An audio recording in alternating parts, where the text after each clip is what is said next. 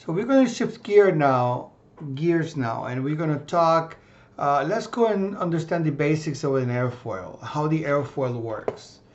When I talk about airfoil, we have to go a little bit back and understand what the wing does, right? So these are some of the definitions of a wing.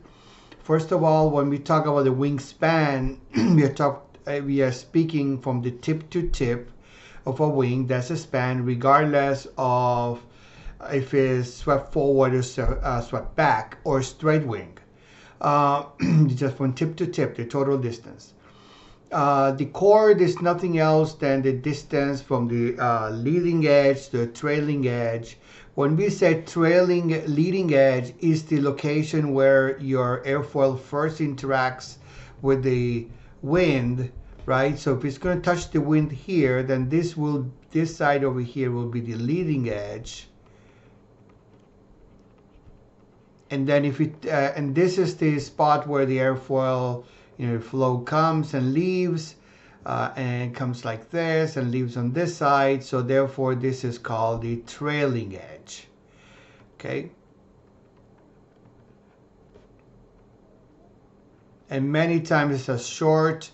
We write TE and we write LE for leading edge and TE for trailing edge. And we have the hydral angles between here and here. This is the total thickness from the top surface of the airfoil and the bottom surface of the airfoil. When we talk about the airfoil, we are talking nothing else than a cross section. If I take a cross section cut over here, this is what my airfoil is going to look like.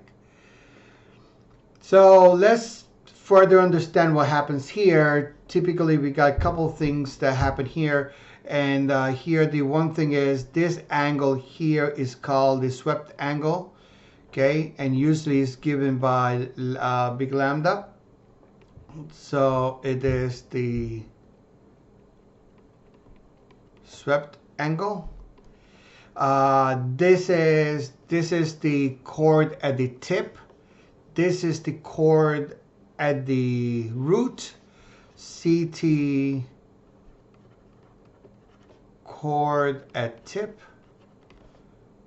CR chord at the root. Okay, root meaning this is where your airplane is. This is where everything is attached. That's why it's called the root. And given these definitions, then we can define something we call the taper ratio. And the taper ratio is given by the distance in the root divided by a distance in the tip divided by a distance in the root. Okay. A couple more things that we have that we need to keep in mind when we are evaluating airplanes, and we use this a lot, is called the mean geometric chord. Okay, and the mean geometric chord is nothing else than, don't confuse this with center of gravity. This is the location where the whole, if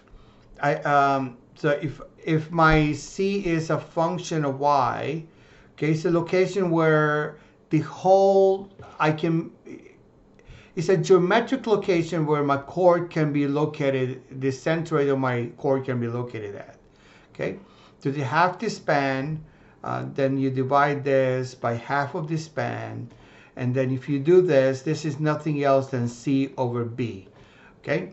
And for straight wings, for straight tapered wings,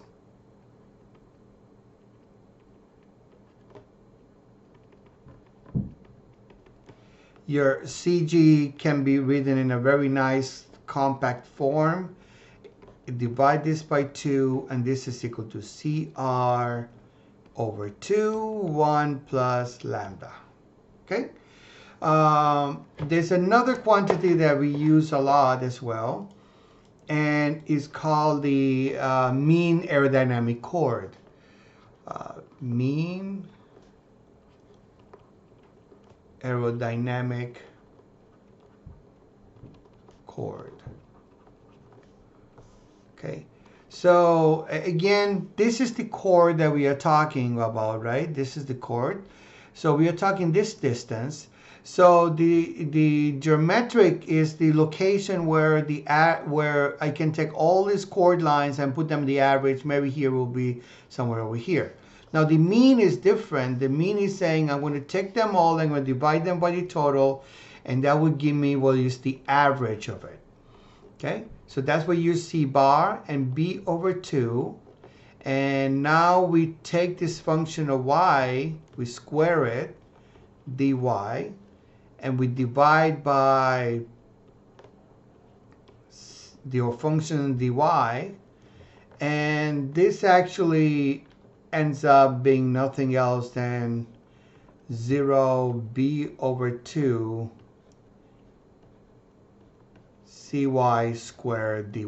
So if you have that function, you can just integrate and you can find this. Now, some interesting results for a straight tapered wing is as follows. So mean will be 2/3 CR 1 plus lambda squared 1 plus lambda.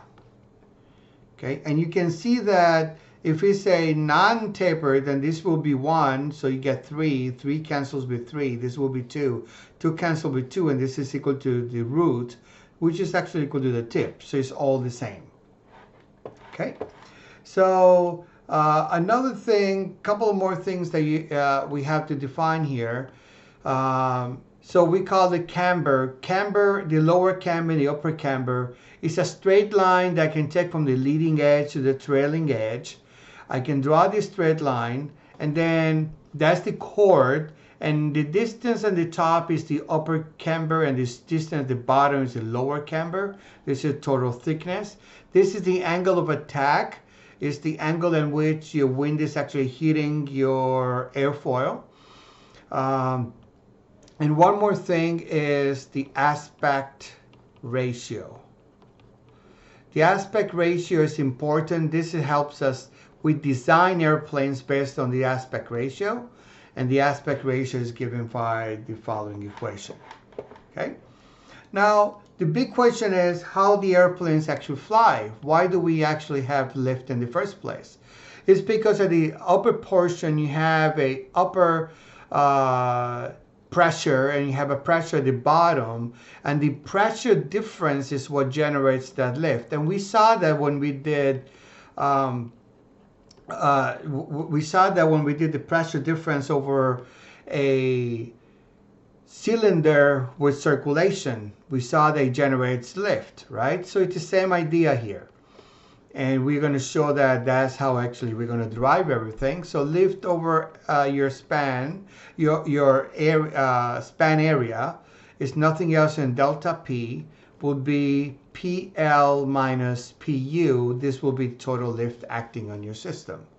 Okay, this is minus, but it's not that this is negative and this is positive. It says this is smaller value than this one. Okay.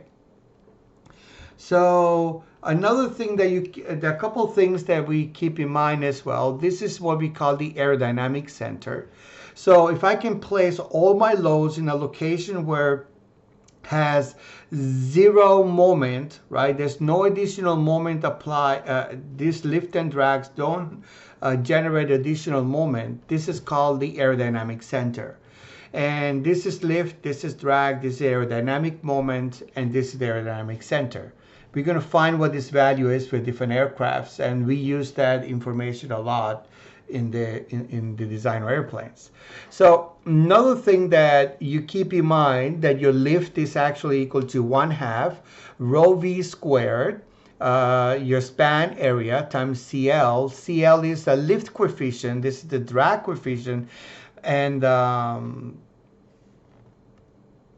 this over here, sorry, this over here is nothing else than this is the chord. So this is the one is different. This is coefficient. So in the wind tunnel testing, this is what we actually calculate, and then Knowing that information, we can find the total lift and drag and the moment on the aircraft, because we know a specific aircraft will have the specific span area, and depending on the speed, that will give me my total moment. Okay, and the span area is nothing else than the span times the chord. Another convenient way to write this is to write dimensional quantities, and many times we also use express everything using this quantity, where this is 1/2 rho squared. That's very convenient as well. And CL for three-dimensional quantities, this is what your equations look like. But when you work in 2 dimensions, we basically chopping, right? So we take span equal to 1. And then you have, this is CL. We use a smaller letters L, D, and M to represent that we actually working in 2 dimensions. Capital letters mean that we are working in 3 dimensions. Okay, so another thing that you keep in mind is many times we like to use Taylor series expansion to extract the values. So what we do is, let's suppose you have CL, and CL is a function, let's say, of rho. CL is a function of angle of attack, rho, and h, right? So one thing you could do is, you could say, using chain rule, you can say CL using Taylor series expansion. You can say this is equal to some base value plus partial of CL respect to alpha delta alpha plus 2 prime second partial of L respect to second derivative of alpha lambda squared, and so on and so forth. And then you will have the same thing with the other components. Delta rho plus 1 prime CL rho delta rho squared, and etc. Repeat the process for any variable that you have. Now, if we assume that only rho is going to vary, that we can somehow keep the stream density constant, and we are flying at cruise, right? So we can say maybe this is at cruise. As cruise altitude, this is not changing that much. So then your expression then actually can be written as follows. Okay, where A sub 0 is nothing else than CL over delta. Okay, and that actually comes from the following.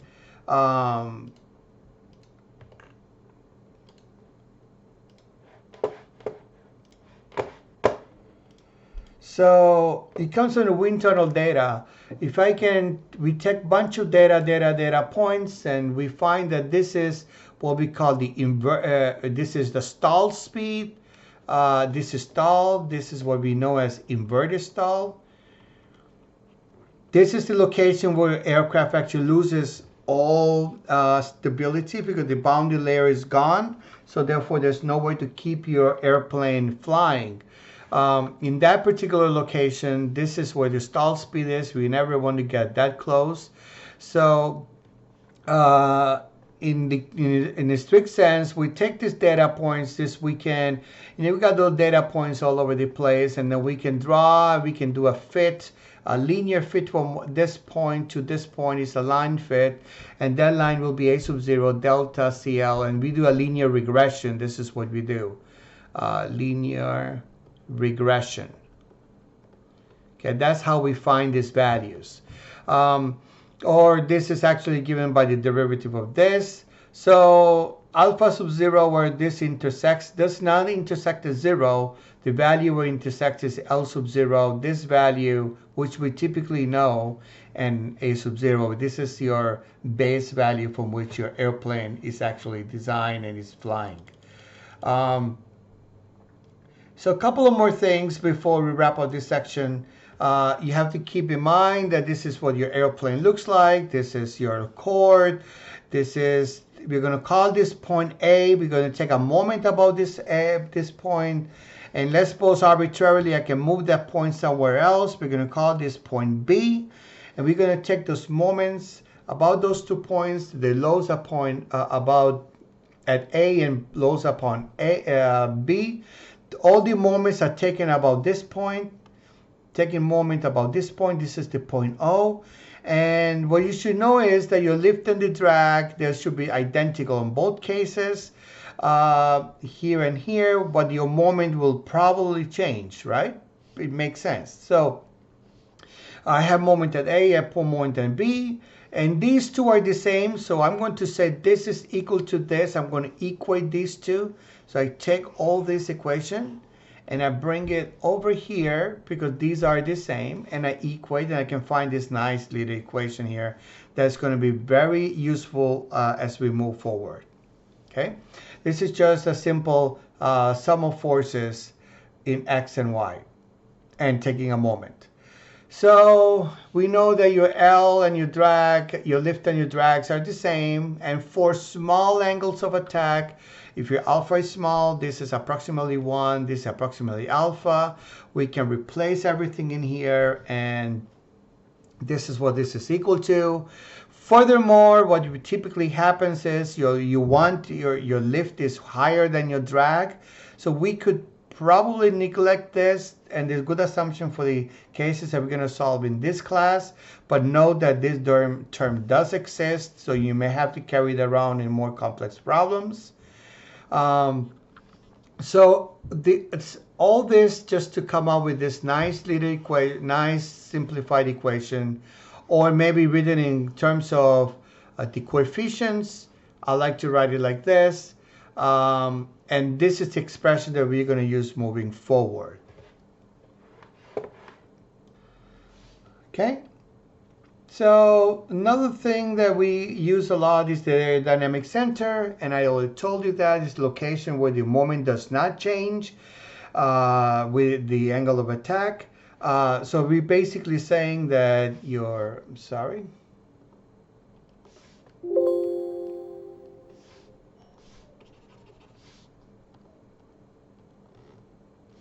So we are saying that the CMA respect to alpha at XA equal to at the center, aerodynamic center, will actually be equal to 0. So we're going to check this equation, take the derivative respect to alpha, okay, and let's see what happens. So when we do that, we end up with CMAC is equal to CMB plus CL CAC minus CB. Okay, so take the partial of CMAC respect to angle of attack, that has to be 0. So that's going to give me partial of CMA respect to angle of attack. Remember, this is not explicit, but this is a function of angle of attack, and so is this. Partial CL respect to angle of attack, AC minus XB. So I can solve for this. AC, and this is all equal to 0. So solve for this gives you AB is equal to minus. This is only a function of alpha. That's what we're assuming. So I can, this is B, I'm sorry. B respect to alpha. We divide this. L respect to alpha. Or another way to write this in a short form is this CM B divided by CL. So it depends on what you have. This either use this equation or use this one. They're both equivalent. That's how we find the location of where your aerodynamic center is located. Okay. Now, if all the loads, all the loads were already in the aerodynamic center. Okay. So if all loads are at the aerodynamic center,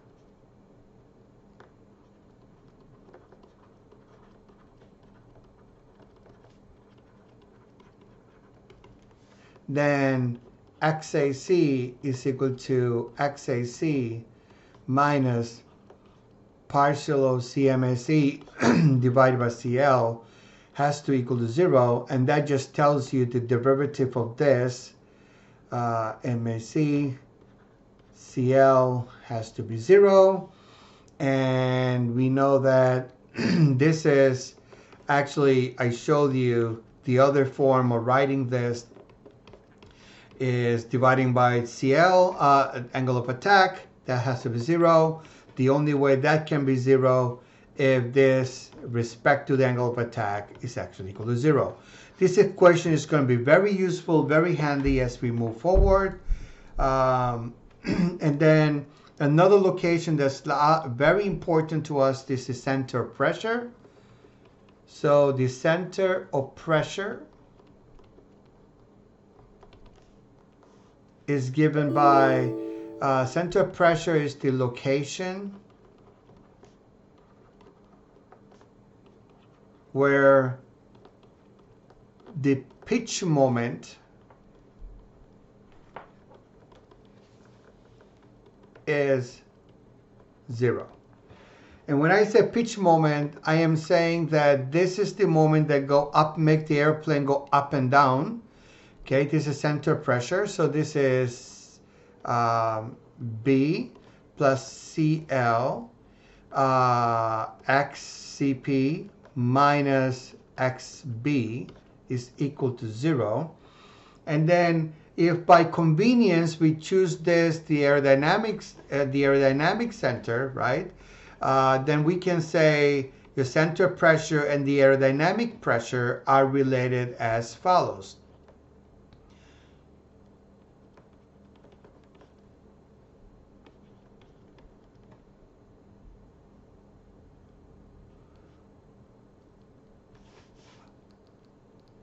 Just give me a moment. Minus the value of your aerodynamic center and the value of your lift. Okay, so this is what this is actually equal to.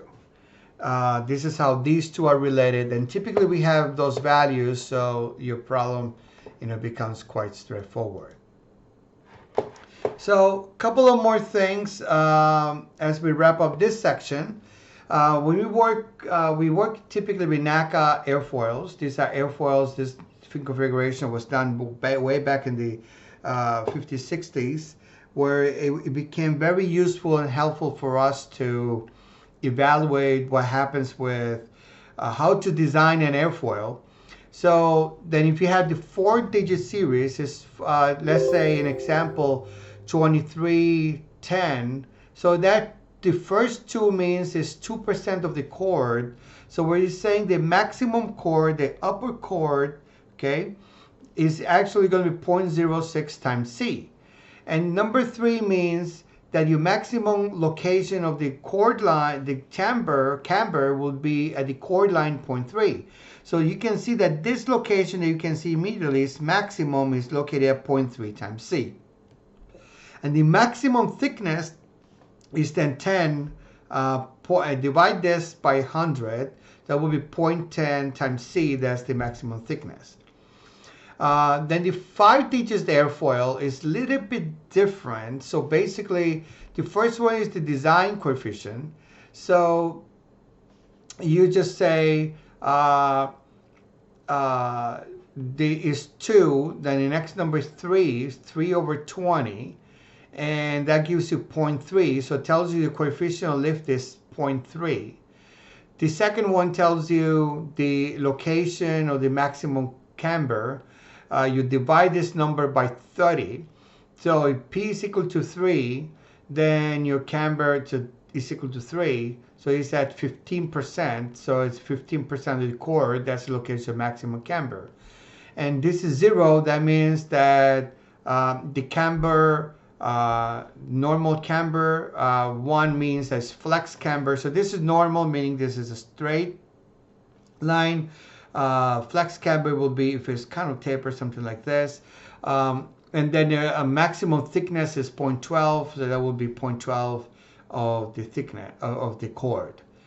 And then 6-digit means 6 just says it's a 6-digit aircraft. airfoil. 3 means the maximum pressure location.